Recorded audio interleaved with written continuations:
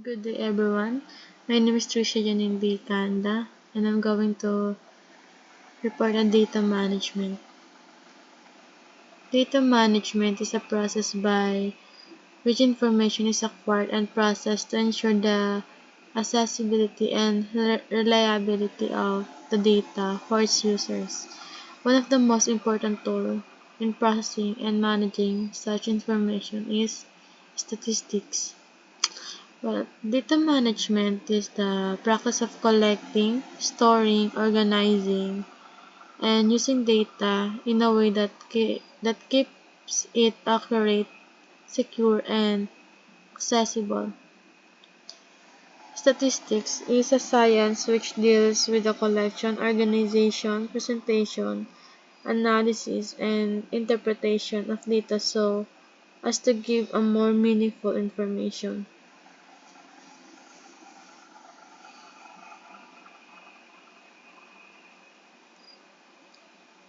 Two fields of statistics.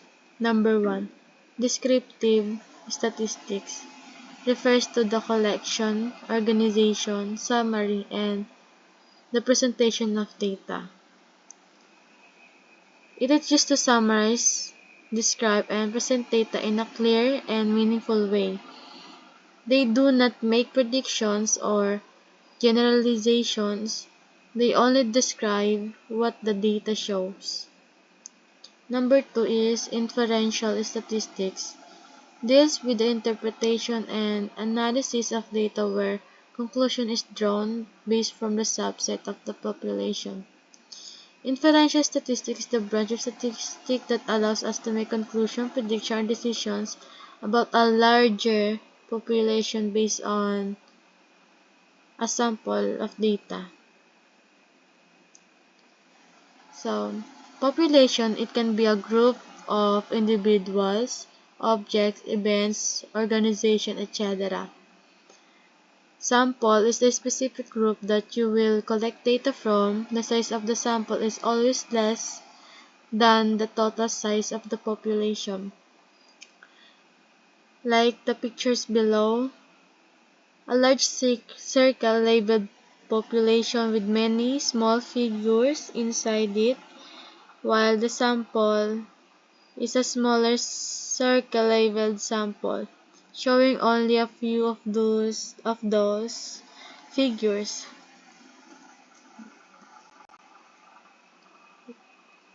Types of sample. Random sample. Every element of population has the same probability of being selected for inclusion in the sample.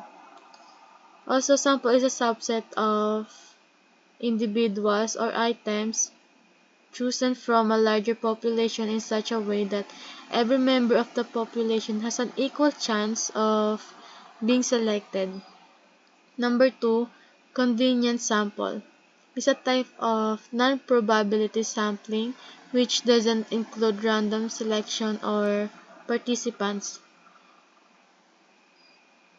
Well, a convenience sample is also a group of people or item that a researcher chooses simply because they are easy to access. Number 3 is stratified random sample. The population is divided into a subgroups so that each population member is in only one subgroup. It is a way of picking a sample that makes sure all important subgroups of population are represented fairly. Number 4 is cluster sample. In cluster sampling, researchers divide a population into smaller groups known as clusters. They then randomly select among these clusters to form a sample. Sampling method where the population is divided into groups, cluster, and then entire clusters are randomly selected to be a part of the sample. Unlike stratified sampling, you don't pick individuals from each cluster, you pick the whole group. Number 5 is systematic random sample. Systematic random sampling is the random sampling method that requires selecting samples based on a system of intervals in a numbered population,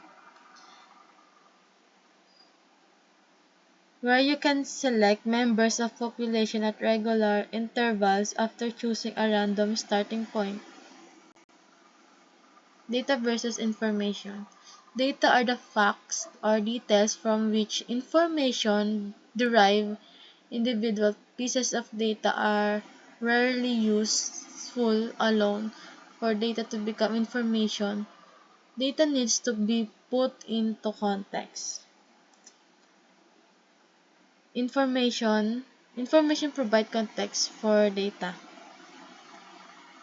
Types of data in statistics.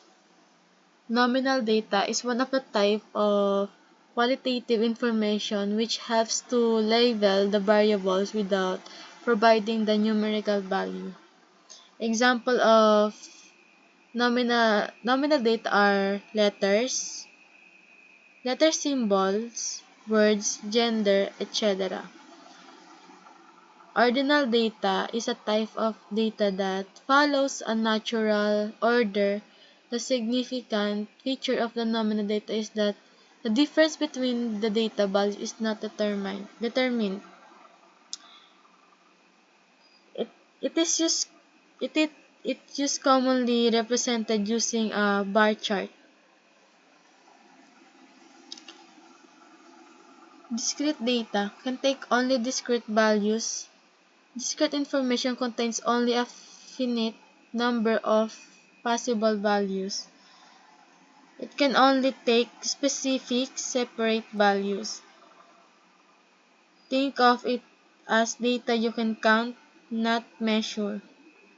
While continuous data is data that can be calculated, it has an infinite number of probable values that can be selected within a given specific range.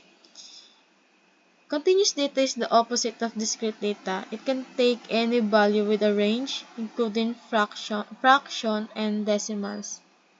That's it. Thank you.